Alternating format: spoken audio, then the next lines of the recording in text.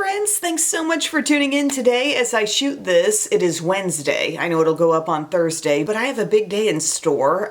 First off, Bub and I are celebrating our 20-year wedding anniversary, so that's exciting. And how will you guys be celebrating tonight? Well, we have our kids' school open houses. It's the eve of the first day of school, so they get to go meet their teachers, take their school supplies, see their classrooms and all that good stuff. But I would like makeup that gets me through the day, and so I was thinking, how about a complexion routine that literally incorporates only products that have a long wearing claim? I mean, we've got the Sweat on Lock primer, we've got Super Stay foundation, and the list goes on for the complexion routine today. So that's what I'm gonna do. I've got my skincare on already, and it's just my normal skincare. I did my serums, I did my Vanity cream, daily facial moisturizer. I use the moisturizing cream on my under eyes and my Supergoop every single face SPF 50. So now we're gonna do this Hard Candy Sweat on Lock primer. It says super matte skin, all day defense from excess oil and sweat. 12-hour hold. I'm actually looking for it to go a little beyond that, but I have played with this before on and off, and it's done a good job. They also have something called Blur on Lock, but I think this is the like extra heavy duty one. When you squeeze it out of the tube, it looks a little like kind of peachy, sort of milky as well. And we're just gonna go over the whole face with this. It doesn't feel especially like sticky, but it's not like it really wants to spread a long way either. It's somehow clinging in without a super sticky feel. Then I'm going to use my Maybelline Super Stay 24-hour skin tint. This I have in the shade 130. I also have 120 for when my skin is a little lighter. But I've used this product quite a bit and enjoyed it. It does have the dropper, and somebody was saying, Em, you got to get that pump on there. I do need to put a pump on.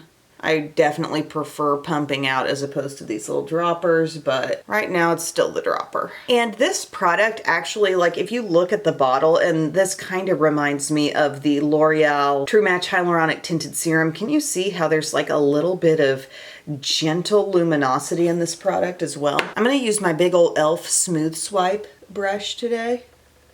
And watch the beautiful coverage that this has. I mean, for something labeled skin tint, I've always been impressed by how great the coverage actually is. And we're just gonna blend that around everywhere. Yesterday, got all the school supplies sorted out, confirmed that yes, we have everything. Went out, did get some new shoes for the girls. Rhett's shoes were still working for him because he kind of had to get some new ones more recently anyway. But he did get a pair of slides just for around the house, I guess. He also had his first flag football practice of the season last night. So everything's rolling again. So much happens in the month of August. It's unbelievable. That is all blended in, and I feel like I have like a really strong medium coverage out of that, definitely verging on full. I'm still seeing some freckles through, but I feel greatly evened out, and you probably can see that little hint of luminosity that that product has as well. Then I'm going to use my L'Oreal concealer. This is the Infallible 24-hour full wear. I have it in the shade Ivory. It's not an especially hydrating concealer, but it's definitely up there with Shape Tape and e.l.f. Camo Concealer on the coverage. So I don't need a lot of product here. You'll notice I'm just putting on small dots. I feel like everything in this video is stuff that has had good results for me, but I don't think I've ever on purpose combined all these. So maybe it will just amount to an amazing staying power cocktail, you know? Grabbing my e.l.f. Tap and Blend concealer brush, and I'm going to take those dots, and you'll notice they spread a decent amount, just a tiny dot. Just spread them out, make them take up some more room on my face. Then I'm going to take that same brush I used for the foundation and watch me just tap over and get that full blend happening now. Taking a large brush, you know, it doesn't have to be this big, but like whatever your foundation type of brush was, or even a beauty blender, just tapping that over the concealer as opposed to continuing to blend with the small brush, I think really preserves your coverage and makes the most out of your concealer.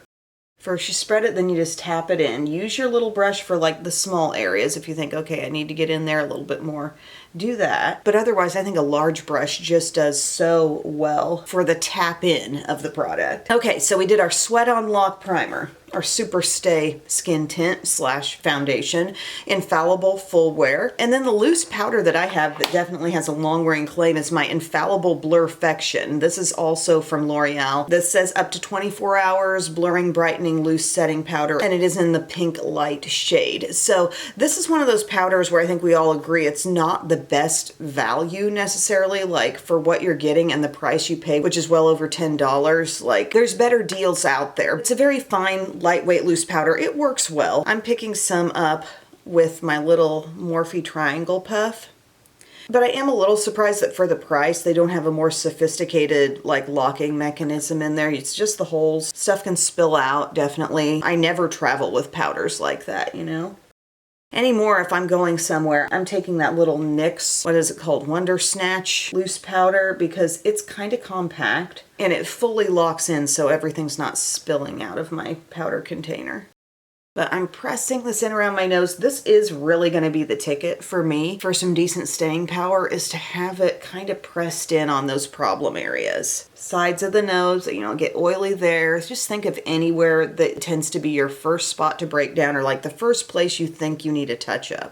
Okay, I've got that all dabbed in, and then the next thing I'm going to want to do is take my Morphe Under Eye Bullet Brush, and whatever just got put on there gets to blend out a bit more.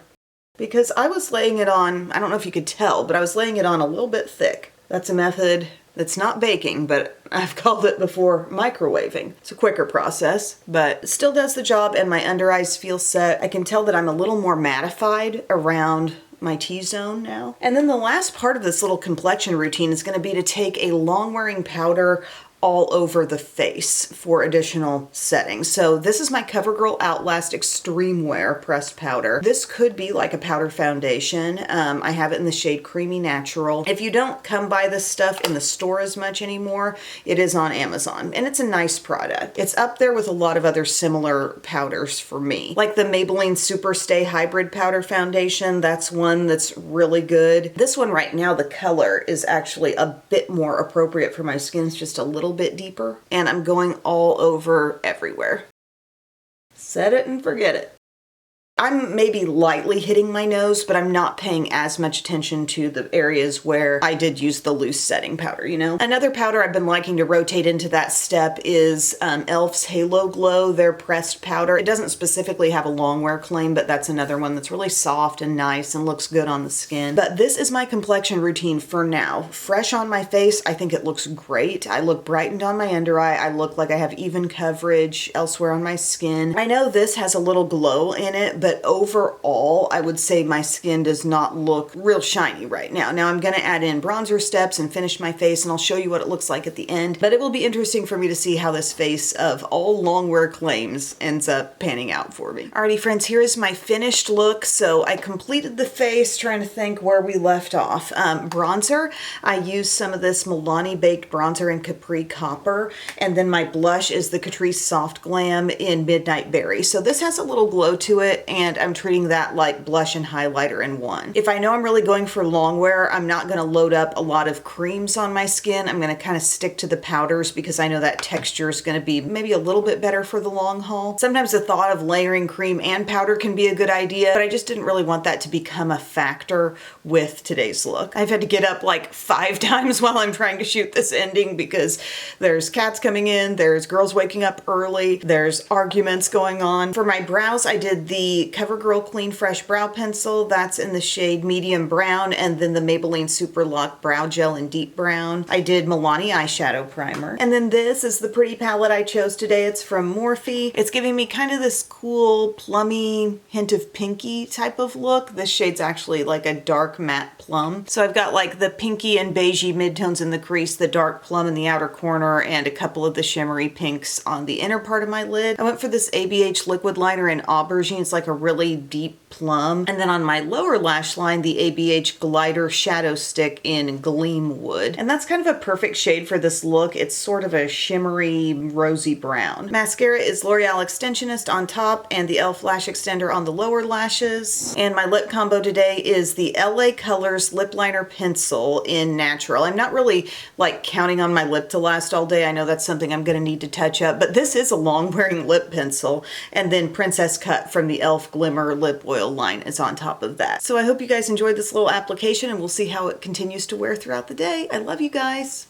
Bye. Quick staying power check-in. The makeup has been on now for about 7 hours, and just looking in the mirror in front of me, like, I feel like everything looks really good as far as the complexion. I mean, obviously the lip is worn off, the eyes still look good, but my main thing I was keeping an eye on was around the nose, the forehead. I do feel a bit shinier around my nose, but it's nothing that couldn't be touched up with ease. Elsewhere on the under eye area, around the forehead, I feel like everything is worn really, really well so far. So I would have to give this 2 thumbs up at this point. Alrighty, friends, it's the end of my day. Just got back from Meet the Teacher ×3. Went great. Had a great evening. I did touch up a little bit. I took a little closest cloud set, just gently around the nose, in between the brows, chin. And it wasn't because anything looked particularly broken down. I was just a little bit shiny, but everything was still hanging together really nicely. And at this point in time, I mean, that was a very realistic touch up. Didn't take long, and everything's looking great, I think. I even popped on like a little extra lash. I was just playing around with some lashes that I found. I was like, what are these? I had forgotten about them, and then I put them on and I'm like, oh yeah, they look pretty decent. So anyway, that's the look. Future 6th grader, starting 6th grade tomorrow. Love you guys. See you soon. Bye.